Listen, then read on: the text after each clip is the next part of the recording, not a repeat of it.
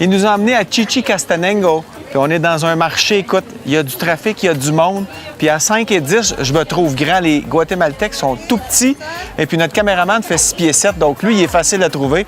Et puis à peu près tout ce qui se fabrique au Guatemala est retrouvable ici. C'est vraiment... il y a plein de monde, c'est fou.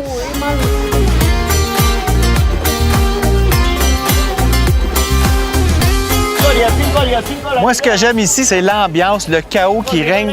On vend du poisson séché, des peanuts, du parfum. Lui, il vend une espèce de parfum, des souvenirs, des ceintures. Il y a toutes sortes d'affaires qui volent au vent. Je te dis, c'est dangereux de se promener ici, mais c'est le fun.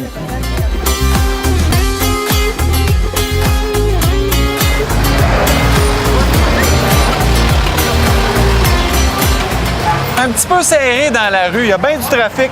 Regardez les autobus, regardez ça. On a à peu près 2 pieds de large. Les chicken bus passent, ça crie, ça klaxonne.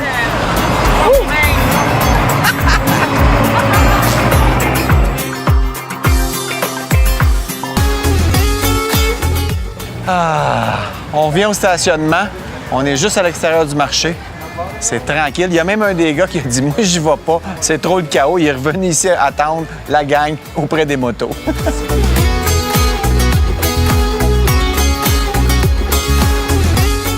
Là, on est où exactement? Parce que je te suis, mais je peux dire que je suis un peu perdu. Là. Tu me dis « Retrouve-toi », là, je suis pas capable. Là, on est dans le département de Quiché, dans la vallée de Sacopulas. On est parti de Panachel ce matin. On a arrêté au marché Maya de Chichicastenango. Chichicastenango. Oui, il y a des noms drôles. J'aime bien ça, moi, Chichicastenango. Puis ce soir, on s'en va dormir sur une ferme de fromage. OK. Dans la région de Quiché encore, mais dans un petit village qui s'appelle Acul. OK. C'est en altitude ou pas? Oui, on est à environ 7700 pieds d'altitude sur la ferme. Mais ici, on est quoi, à 5-6 000 pieds à peu près? On est à environ 4500 pieds. Comme tu vois, il fait quand même assez chaud. Il fait très chaud. L'oxygène, c'est bon parce que je suis déjà allé en altitude pas mal en moto. Puis à un moment donné, on est plus essoufflé, là. Oui, on n'est jamais assez en altitude pour ça ici. Non. Je dirais juste assez pour faire des gros changements de climat toute la journée. Comme tu as vu ce matin, il faisait frais. Pas froid, il faisait frais. Après ça, ça devient chaud. Mais il y a beaucoup de changements d'élévation dans toutes les journées qu'on roule. Faut quand même être un rider d'expérience, parce qu'on a fait des routes aujourd'hui que si tu commences à faire de la moto, tu n'auras pas de fun. Là. Il y a des routes quand même plus techniques. C'est rien de très difficile, mais si ça fait 1 an ou 2 qu'on fait de la moto, c'est peut-être pas une bonne idée de venir tout de suite ici. Non, le Guatemala, il y a des défis, des challenges qu'on rencontre pas au Québec. Oui. Je dirais c'est pas la place pour un débutant. Non. Mais un rider intermédiaire qui a, disons, 5 à 10 000 km d'expérience au Québec, il est confortable de rouler ces routes-là ici. C'est pas quelque chose qui est très physique, je dirais c'est plus technique, parce que les journées sont pas si longues, on fait quoi, 100-200 kilos? Environ. Mais il faut quand même être attentif puis savoir comment vraiment bien piloter une moto, parce qu'il y a des passes que c'est plus compliqué. Oui, il y a beaucoup de petites routes, puis nous, c'est ce qu'on aime. Rester ces routes principales, c'est pas là que c'est plus intéressant. Comme tu as vu, c'est de prendre les petites routes de campagne, se retrouver dans un petit village, où que les locaux, les Mayas, ils nous trouvent qu'on a l'air d'extraterrestres, presque de la façon qu'ils nous regardent. Surtout avec notre caméraman Blake qui fait 6 pieds 7, il le regarde vraiment comme un extraterrestre. Hein? C'est certain qu'à comparer aux Mayas, c'est un géant.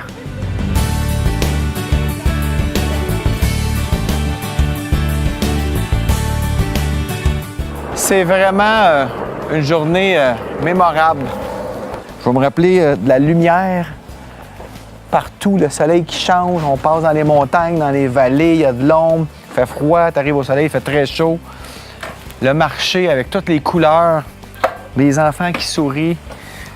Vraiment, là, ça change de faire de la moto au Québec. On a mangé un peu de poussière aujourd'hui.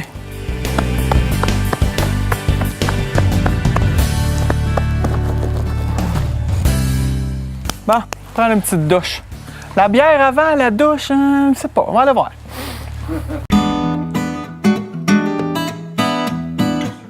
Aujourd'hui, on est dans le village de Acul. On est sur une ferme où ils font du fromage, mais ils accueillent aussi des touristes. Mais c'est quand même pas mal loin là, des sentiers battus. C'est David et Evans, les gars de Ride Guatemala, qui ont découvert ça. On a 4-5 cabanes ici. Ben, quand je dis cabane, c'est des cabanes de luxe quand même. Et puis, on est arrivé par une petite route sinueuse. On a roulé là-dessus pendant presque une demi-heure.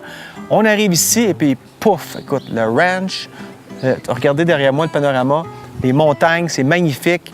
Il fait quoi? Il fait 25 degrés, il est 9h25 le matin, ça va se réchauffer, on va monter en montagne.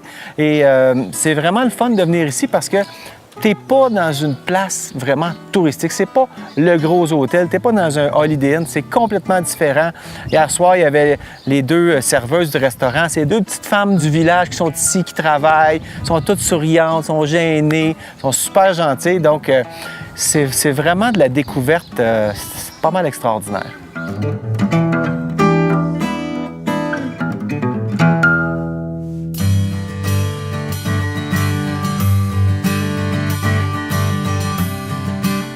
Les femmes viennent de faire l'épicerie. C'est vraiment cute comment ils portent ça.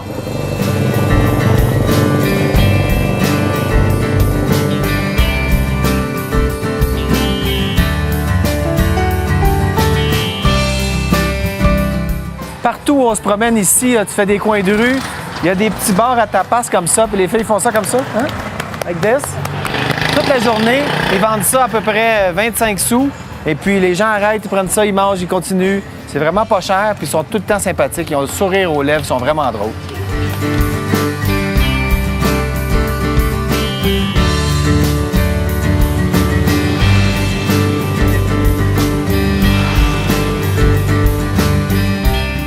Il y a matière à faire des crevaisons. On en a déjà eu une un peu plus tôt cette semaine.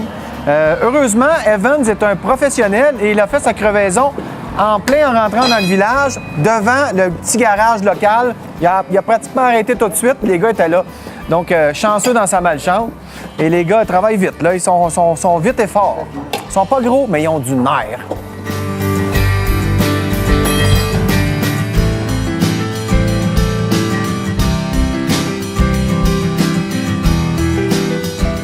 Il semble que c'est encore un clou. So, second nail in the trip, hein? Mm-hmm. Well, you're good.